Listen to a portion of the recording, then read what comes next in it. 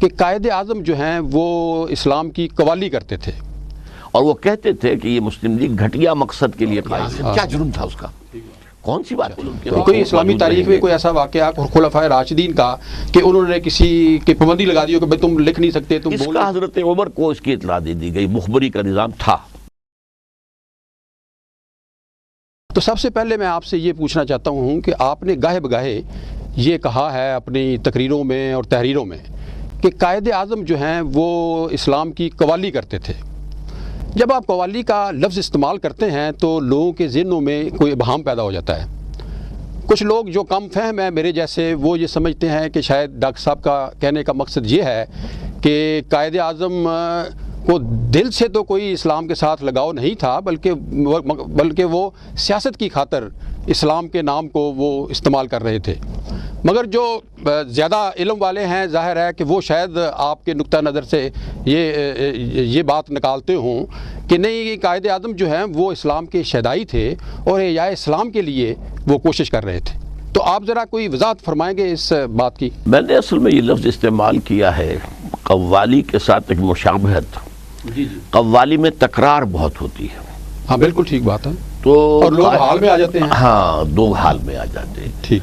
تو جس طرح سن 45 سے لے کر اور 47 تک یہ جو مسلم لیگ کی تحریک کے عروج کا زمانہ ہے، جس طرح سے علامہ اقبال نے پورے ہندوستان کی طول و عرض میں اور شمال و جنوب میں جس طریقے سے اسلام کا راگ الاپا ہے، اب میں یہ بھی ایک لفظ استعمال کر رہا ہوں عام معنی میں، تو اس کے لیے خاص طور پر قوالی کا لفظ میں نے اس لیے موضوع سمجھا ہے کہ جیسا کہ آپ نے دیکھا ہے کہ آپ نے خود فرمایا کہ قوالی میں حال آ جاتا ہے لوگوں، اور واقعہ یہ ہے کہ پورے ہندوستان کے مسلمانوں کو حال آ گیا، گرویدہ ہو گئے، اور وہ جو ایک تصور دیا گیا تھا کہ اسلام کے احیاء کے لیے ہمیں ایک ملک چاہیے جی، اور عہد حاضر میں اسلام کے اصول حریت و اخوت و مساوات کا ایک نمونہ پیش کرنے کے لیے ہمیں پاکستان درکار ہے، اس کی وجہ سے پورے ہندوستان کے مسلمان جو ہیں انہوں نے مسلم لیگ کو ووٹ دے دیے سن 46 کے الیکشن جی۔ اچھا، حالانکہ ذرا سوچا جائے کہ جو مائنورٹی پروونسز کے مسلمان تھے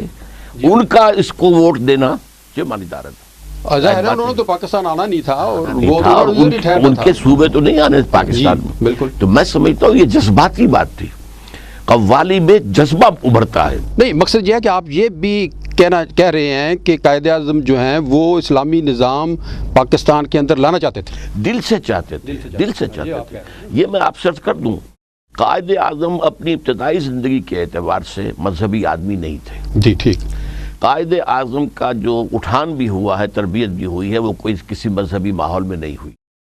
بنیادی طور پر وہ ان کے ذہن میں سیکولرزم اور نیشنلزم کے جراثیم موجود تھے۔ یہی وجہ ہے کہ 1906 میں مسلم لیگ قائم ہوئی، قائد اعظم اس میں شامل نہیں ہوئے، محمد علی جناح شامل نہیں ہوئے، وہ اس وقت کانگریس میں تھے، وہ اس وقت کانگریس کے دادا بھائی نورو جی کے سیکریٹری تھے۔ اس کے بعد بھی 7 سال تک مسلم لیگ میں شامل نہیں ہوئے، اور وہ کہتے تھے کہ یہ مسلم لیگ گھٹیا مقصد کے لیے قائم ہوئی ہے، یعنی ان کا یہ خیال تھا کہ یہ کمیونلزم جو ہے یہ تو در حقیقت ایک گھٹیا مقصد ہے۔ تو یہ ڈاکٹر صاحب تبدیلی کب آئی پھر؟ یہ سن 13 کے اندر، اور یہ اصل میں اس کا جو ہے وہ جاتا ہے کریڈٹ علامہ اقبال کو نہیں، مولانا محمد علی جوہر کو۔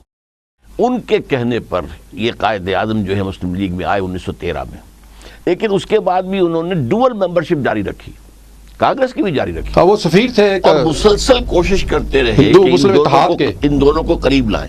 چنانچہ کئی مواقع پر انہوں نے اینول سیشنز جو تھے کانگریس کے بھی اور مسلم لیگ کے ایک مقام پر رکھوائے تاکہ کوئی ان کا قرب پیدا ہو جائے۔ سر توڑ کوشش انہوں نے کی ہے، سر توڑ کوشش کی ہے، لیکن یہ ہے کہ پھر 1930 میں جب وہ 14 نکات بھی ریجیکٹ کر دیے گئے اور لکھنؤ پیکٹ کو بھی ختم کر دیا گیا، تو پھر قائد اعظم ڈس ایلیوژن ہو گئے، مایوس ہو گئے، بد دل ہو گئے، اور ہندوستان کو خیر بات کہہ کر جا کر انگلستان میں مقیم ہو گئے، کوٹھی خریدی اور پریکٹس شروع کر دی۔ اصل میں اس مرحلے پر ٹرننگ پوائنٹ یہ ہے کہ علامہ اقبال سین پر آئے 1930 ہی میں۔ اچھا، انہوں نے جو خطبہ دیا ہے الہ آباد کا، اس نے ایک نئی روح پیدا کی ہے، کیونکہ اس وقت تک مسلم لیگ کہا جا سکتا ہے کہ منفی انداز میں تحفظ، ہندو کا خوف، ہندو کی ڈومینیشن، ہندو ایکسپلائٹ کرے گا، ہندو یہ کرے گا، یہ ایک منفی جذبہ تھا۔ لیکن 1930 کے خطبے میں علامہ اقبال نے ایک مثبت جذبہ اس کے اندر ڈال دیا، انجیکشن لگا دیا میں کہتا ہوں. جیسے کوئی مریض پڑا ہوتا ہے اور وہ گلوکوز کی بوتل لگی ہوتی ہے، تو پھر اگر کوئی انجیکشن دینا ہو تو اسی کی ٹیوب کے اندر انجیکشن دے دیتے ہیں، بجائے اس کے کوئی نیا پرک جو ہے تو اندر سے ٹرانسفارم ہو گئے. وہ یہ آپ کون قائد اعظم؟ نہیں، اس کے بعد بھی نہیں، ابھی میں بتا رہا ہوں آپ کو کہ قائد علامہ اقبال نے مسلم لیگ میں تو وہ ٹیکہ لگا دیا. یہ 1930 کی بات ہے. قائد اعظم سے تو ان کی کوئی ملاقات نہیں تھی. 1932 میں پھر جب تھرڈ راؤنڈ ٹیبل کانفرنس کے لیے علامہ اقبال گئے ہیں، قائد اعظم اس کانفرنس میں نہیں تھے، اس لیے کہ وہ تو پالیٹکس چھوڑ چکے تھے. اس وقت ملاقاتیں ہوئی ہیں اور وہی مثبت جذبہ احیاء اسلام کہ ہم جو ہے ایک ملک حاصل کریں کہ جس میں ہم ایک ایسی شکل کریں کہ اسلام کے چہرے پر جو بدنما داغ عرب ملوکیت کے دور میں لگ گئے، عرب امپیریلزم کا لفظ استعمال کیا علامہ اقبال نے، ان کو ختم کر کے صاف کر کے ایک نیا ماڈل جو ہے اسلام کا اصل تصویر اصل ماڈل بنائیں. اچھا ڈاکٹر صاحب، اب یہ فرمائیے کہ پھر آپ کی گفتگو سے میں ذرا اس نتیجے پہ پہنچتا ہوں کہ آپ یہ فرمائیے کہ آپ تقریر کو زیادہ اہمیت دیتے ہیں یا عمل کو زیادہ اہمیت دیتے ہیں؟ دونوں میں سے آپ تو یہ مرغی اور انڈے والی بات ہے.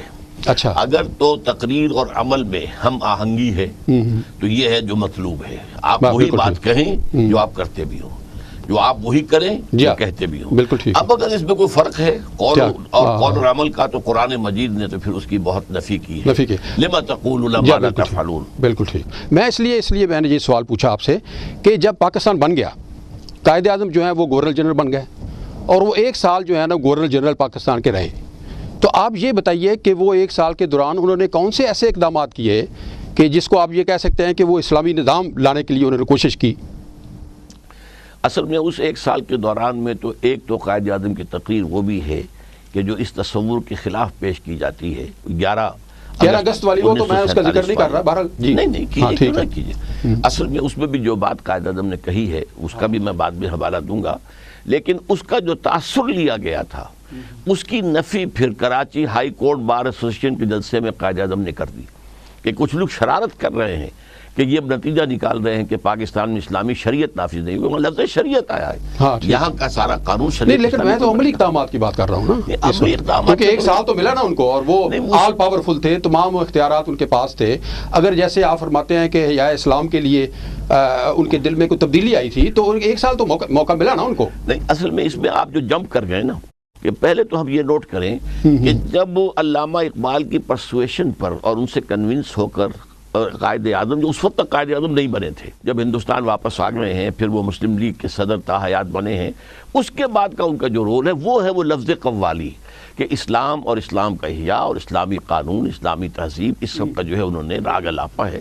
اور اس کے بعد جو پاکستان بننے کے بعد میرا جو تجزیہ ہے وہ یہ ہے کہ قائد اعظم جو ہے بین الاقوامی سیاست پر بھی نگاہ رکھتے تھے. جی. ایک طرف تو یہ تھا کہ ہمارا اندرونی طور پر جو مہاجرین کے قافلے چلے آ رہے تھے، ہمارے ایسٹس ہندوستان نے روک لیے، مسائل بہت زیادہ تھے، آئین کا بننا ایک مسئلہ تھا، اور ایسا تھا کہ ملک کو کوئی چھوٹا سا دھکا بھی لگ جاتا تو ختم ہو جاتا. دوسری طرف بین الاقوامی سطح پر وہ دیکھ رہے تھے اگر ہم نے اسلام کا نعرہ لگا دیا اس وقت تو پورا عالم کفر جو ہے ہمارے خلاف ہو جائے گا. اس کے برعکس ایک تدریجی انداز میں یہاں اسلام لایا جائے، اور وہ تدریجی انداز یہ ہے کہ اگر ہندوستان آزاد ہوتا ایک وحدت کے اعتبار سے تو مسلمان مائنورٹی میں تھے، کبھی کوئی امکان پیدا ہی نہیں ہو سکتا تھا کہ وہاں پر کوئی اسلام کا نفاذ ہو سکے. اب ایک ایسا ملک ہم نے بنا لیا ہے کہ جس میں مسلمان ایبسولوٹ میجورٹی میں ہے، بہت زبردست فیصلہ کن میجورٹی میں ہے. اب اگر مسلمان چاہیں تو اسی پروسیس کے اندر سے جو آج دنیا کے اندر معروف ہے کہ ایک پارلیمانی نظام ہے یا کوئی پارلیمنٹ ہے یا کوئی کانگریس ہے، اس کے اندر منتخب لوگ لا رہے ہیں اور وہ قانون بنا رہے ہیں، یہ دنیا کا جو معروف انداز ہے، اسی انداز میں یہاں پر اسلام آئے، بجائے اس کے کہ ایک دم ہم نعرہ لگا دیں. اور عالم کفر کو، اور یہ نوٹ کر لیجئے کہ اسرائیل بھی قائم ہو چکا ہے 1948 کے اندر، اور اسرائیل کے اور یہودیوں کے جو زعیم تھے قائد اعظم سے جو ہے چھپے ہوئے نہیں تھے. اس وجہ سے انہوں نے مصلحت یہ سمجھی ہے کہ فوری طور پر اسلام کا نعرہ نہ لگائیں، بلکہ سہج انداز کے اندر اس کے لیے راستہ جو بن گیا ہے. چنانچہ یہی انہوں نے کہا، اسٹیٹ بینک کا افتتاح کیا کہ اب ہمیں یہاں پر ایک نیا نظام، اس لیے کہ مغرب کے نظام نے ہمیں کوئی خیر نہیں دیا. وہ تو آپ دیکھیں نا، وہ تو آپ تقریروں کی بات کر رہے ہیں نا، میں تو عملی اقدام کی بات کر رہا تھا. اب میں ایک ڈائریکٹ سوال کر لیتا ہوں اگر آپ مجھے اجازت دیں. وہ یہ ہے کہ جب دیکھیں نا انہوں نے پہلی کابینہ بنائی ہے تو اس میں انہوں نے ایک احمدی جو تھا اس کا نام تھا سر ظفر اللہ، اس کو وزیر خارجہ بنایا، ایک ہندو تھا جو جوگندر ناتھ منڈل تھا اس کو وزیر قانون بنایا، اور اس سے پہلی کابینہ میں جو ایک عملی اقدام تھا ان کا، جو ایک فیصلہ تھا ایک گورنر جنرل کی حیثیت سے، انہوں نے کسی مذہبی شخصیت کو اس میں شامل نہیں کیا۔ تو میں نے اس کا جواب دیا ہے، ویسے اگر آپ سوچیں کہ میں نے یہ کہا ہے اگر قائد اعظم خالص مذہبی نظام کا اس وقت اعلان کر دیتے، اور ظاہر بات ہے اسی اعلان کے تحت پھر ان کی کابینہ کی ریفلیکشن ہوتی، تو ان کا اندازہ یہ تھا کہ پوری دنیا سے جو مخالفت ایک دم آ جائے گی ہم اس کو برداشت نہیں کر سکیں گے، لہذا پکچر وہ دی ہے۔ آپ کا خیال ہے پاکستان فوکس تھا اس وقت جی انٹرنیشنل لیول پہ، اور لوگ دیکھ رہے تھے اس کو کہ بھئی یہ نومولود ہے، اور چنانچہ جو بات ہے وہ ہوئی ہے، فائنینشلی بھی اس کے پرابلمز ہیں۔ کروں کہ واقعتاً یہ ہو گیا کہ لیاقت علی خان نے اگر قرارداد مقاصد پاس کرا دی اسے قتل کرا دیا گیا۔ ہاں بالکل ٹھیک بات ہے، یہ تو آپ کیا جرم تھا اس کا، کون سی بات تھی؟ تو آپ مقصد یہ ہے کوئی مشکلات تھی اس وقت جو ہے وہ یہودیوں کے ہاتھ میں تھا۔ وہ جو علامہ اقبال دیکھ آئے تھے 1905 سے 1908 تک کہ فرنگ کی رگے جہاں پنجائے یہود میں، اس وقت فرنگ کا سربراہ تھا برطانیہ، اب ہو گیا تھا فرنگ کا سربراہ امریکہ، امریکہ یہودیوں کے قبضے میں تھا۔ یہی وجہ ہے کہ جب قائد ملت لیاقت علی خان گئے ہیں امریکہ، اور وہاں یہودیوں نے ایک بڑا ان کا ریسیپشن کیا، بڑا اجلاس ہوا، اور نے وہاں کہا گیا اگر آپ تسلیم کر دیں اسرائیل کو تو ہم یہ آپ کے لیے رعایات یہ مدد دیں گے۔ تو لیاقت علی خان نے وہاں کہا کہ gentlemen our souls are not for sale۔ ہاں بالکل بالکل ٹھیک۔ تو یہ چیزیں ہیں، تاریخی جملہ تھا، تاریخی جملہ our souls are not for sale۔ اچھا ڈاکٹر صاحب اب میں آگے چلتا ہوں، ذرا پروگرام کو چونکہ آگے بڑھانا ہے میں نے، تو اس میں یہ ہے کہ آج کل آپ میں ایک واقعے کا ضرور ذکر کر دوں جو کہ عام طور پر جو لوگوں کے سامنے نہیں آیا ہے۔ انتقال سے 2 دن پہلے کی ایک رپورٹ ہے جو ڈاکٹر ریاض علی شاہ، جو خاص ان کے طبیب کی حیثیت سے لاہور سے گئے تھے، جب میں میڈیکل کالج میں پڑھتا تھا وہ پروفیسر تھے ٹیوبرکلوسس کے۔ اب زیارت کی بات کر رہے ہیں کہ زیارت گئے تھے؟ زیارت گئے تھے جی، الہی بخش بھی گئے تھے، الہی بخش بھی گئے تھے، اور ڈاکٹر ریاض علی شاہ۔ انہوں نے ایک واقعہ لکھا ہے تفصیل کے ساتھ کہ جو 11 ستمبر 1988 کے جنگ میں شائع ہوا ہے، کہ ان کی ایک ڈائری کا ایک ورک لکھا ہے کہ ہم قائد اعظم کے پاس حاضر ہوئے، اور وہ بڑی لمبی بات تھی، اس کا تو وقت نہیں ہے یہاں پر، اصل میں وہ ذرا ٹاک شو جو لمیٹڈ وقت ہے نا، یہاں تو اس میں انہوں نے کہا آپ لوگوں کو اندازہ نہیں ہو سکتا مجھے کتنا اطمینان ہوتا ہے کہ پاکستان بن گیا۔ ہاں ظاہر ہے یہ کام میں تنہا نہیں کر سکتا تھا جب تک کہ رسول خدا کی روحانی تقویت مجھے حاصل نہ ہوتی۔ اب یہ مسلمانوں کا کام ہے کہ یہاں پر اسلام کا نظام قائم کر کے خلافت راشدہ کا نمونہ دنیا کو دکھائیں، تاکہ عالمی خلافت جو اللہ نے جس کا وعدہ کیا ہوا ہے اس کے یہ مستحق بن سکے۔ جی ٹھیک، اب یہ ہے بالکل ٹھیک۔ اچھا ڈاکٹر صاحب اب آپ دیکھیں آج کل جو پاکستان کے اندر ایمرجنسی لگی ہوئی ہے، اور انہوں نے جو انسانوں کے جو شہریوں کے بنیادی حقوق ہیں، مطلب بولنے کی آزادی جو ہوتی ہے، اظہار رائے کی اور پھر اجتماع کی، وہ ساری انہوں نے معطل کر دی ہیں۔ آپ یہ فرمائیے کہ کیا اسلام اور قرآن و سنت یہ کسی ایک شخص کو یہ اجازت دیتے ہیں کہ وہ جب چاہے وہ اپنے جو شہری ہیں یا جو انسان ہیں ان کی بنیادی انسانی حقوق معطل کر دے؟ اس کے بارے میں میرے خیال میں یہ تو نوع انسانی کے لیے قطعاً ذہنی، فکری، قلبی، روحانی، نفسیاتی اعتبار سے ناقابل قبول بات ہے۔ لیکن ہمارا معاملہ کیا ہے؟ ہمارا معاملہ یہ کہ اول روز سے یہ ہو رہا ہے، یہ کام کو آج تو نہیں ہوا۔ دستور توڑ، میرے نزدیک اسلام بھی کسی کو اجازت نہیں دیتا، اور جیسا کہ یعنی کسی بھی حالت میں، جی کسی بھی حالت میں نہیں۔ اچھا، ان کے کوئی اسلامی تاریخ میں کوئی ایسا واقعہ خلفائے راشدین کا کہ انہوں نے کسی کی پابندی لگا دی ہو کہ تم لکھ نہیں سکتے، تم بول نہیں سکتے؟ بالکل نہیں۔ اچھا، بلکہ یہاں تک آتا ہے کہ ایران کے گورنر جو تھے سعد ابن ابی وقاص، اور وہ اس کے فاتح بھی تھے، انہوں نے اپنے گھر کے باہر ایک ڈیوڑی بنا دی اور ایک آدمی کو کھڑا کر دیا۔ اچھا، اس کا حضرت عمر کو اس کی اطلاع دے دی گئی، مخبری کا نظام تھا حضرت عمر کو کہ یہاں پر ایک ڈیوڑی بنا کر آدمی کھڑا کر دیا گیا پہرے دار۔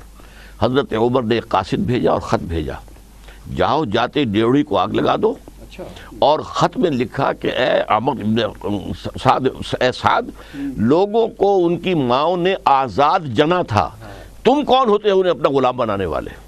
تم اپنے اور عوام کے درمیان، یہ درمیان کے اندر جو ہے یہ کھڑے کر رہے ہو پہرے دار۔ اس درجے حریت، اور اس قاصد نے جا کر پہلے آگ لگائی ہے پھر خط دیا۔ اچھا جی۔